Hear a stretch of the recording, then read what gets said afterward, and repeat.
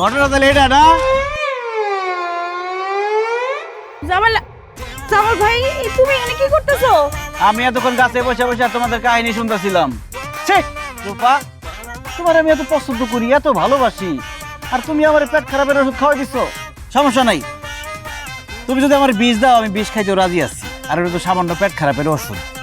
বাড়িতে বিষ আছে, বিষ নিয়ে আসো, খাইয়া গাছের লোকে ঝুলে থাকি। আমি ভুল করে ফেলেছি জামাল ভাই, মাফ করে দাও। সরি।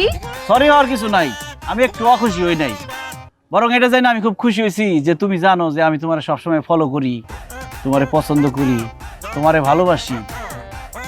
তুমি না হয় আমারে ভালোবাসো না, সমস্যা কি? সব ভালোবাসার তো আর মিল হয় না। আমি না হয় তোমারে দূর থেকে ভালোবেসে গেলাম।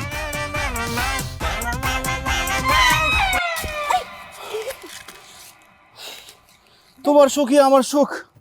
ভালো থেকো প্রিয়।